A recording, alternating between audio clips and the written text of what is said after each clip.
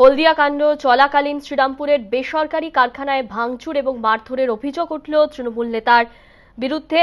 এই মুহূর্তে আমাদের সঙ্গে রয়েছেন কংগ্রেস নেতা ওমপ্রকাশ মিশ্র। ওমপ্রকাশ দা, আপনি কি বলবেন যে হলদিয়া কাণ্ড চলাকালীন ফের শ্রীরামপুরের বেসরকারি কারখানায় ভাঙচুর এবং মারধরের অভিযোগ উঠল তৃণমূল নেতার বিরুদ্ধে এবং অভিযোগের ভিত্তিতে রাজ্যধরপুর গ্রাম পঞ্চায়েতের তৃণমূল প্রধান অসীম কুমার শীল সহ 3 জনকে গ্রেপ্তার করেছে পুলিশ।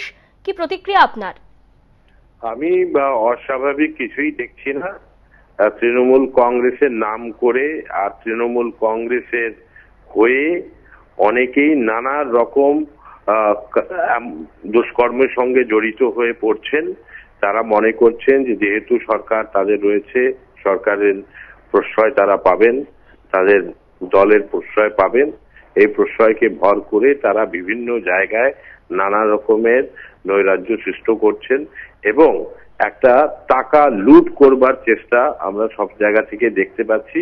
এখানে একটা কারখানাকে ভাঙচুর করা, এটা তো একটা গর্হিত অপরাধ। আমি খুশি যে অন্তত পুলিশ প্রাথমিক ব্যবস্থাটা গ্রহণ করেছে।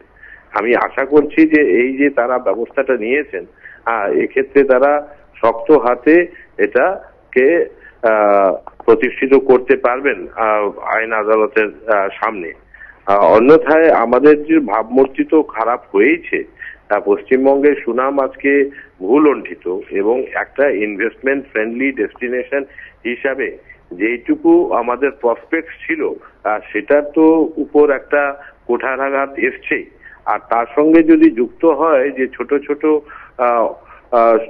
কারখানা বা অসংগঠিত ক্ষেত্রে হামলাবাজি তৃণমূল কংগ্রেসের, তাহলে অবস্থাটা আরো সঙ্গীন হবে এবং আমাদের যে সম্ভাবনা, যেটুকু সম্ভাবনা আছে সেটাও আর কি ধূলিসাৎ হবে।